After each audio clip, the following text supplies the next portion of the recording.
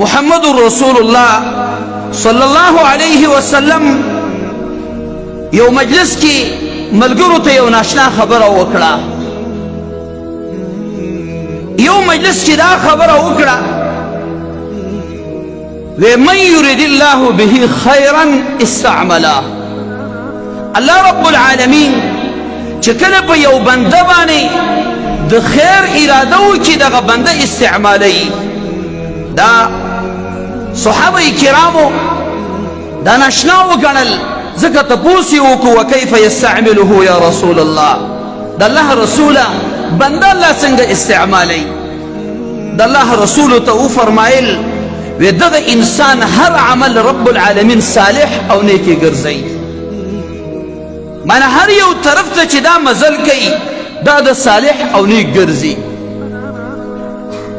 که هغه چا خواله ځي هم نیک عمل، که یو ځای ته ملاقات لځي هم نیک عمل، که هغه چا سره کینی هم نیک عمل. معنی هر یو عمل د هغې صالح ګرځي.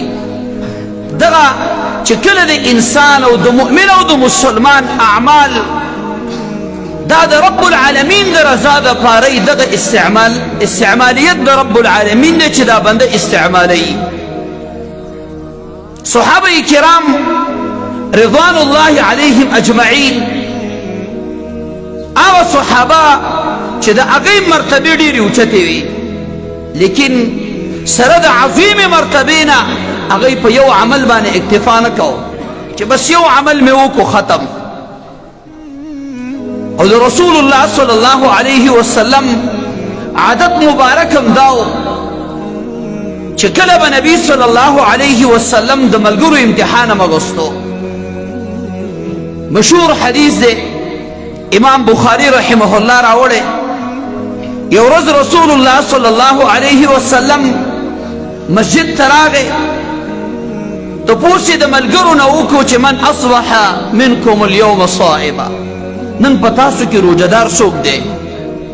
د صحابو کې یو صحابي لاس اوچت کو وی انا یا رسول الله. اوس دغه صحابي څوک دی؟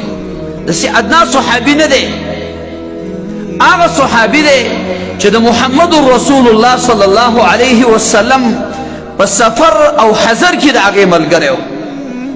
هغه صحابي دی چې د رسول الله صلی الله علیه وسلم سره په سخت او په راحت دواړو کې ملګری و. هغه صحابي دی چې د رسول الله صلی الله علیه وسلم قرآن کې تذکره شوې ده په باب د هجرت کې، هلته اوس د هغې تذکره شوې چې ان الله معنا.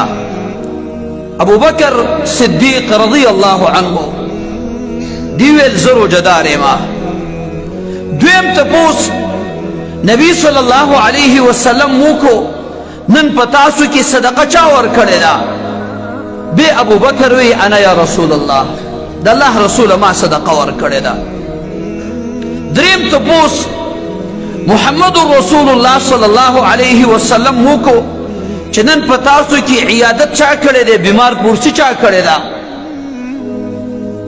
بیا ابو بکر وی انا یا رسول الله ما نن بیمار پرسیم کړې ده. څلورم تپوس یې وکړو وی نن په تاسو کې جنازه چا کړې ده؟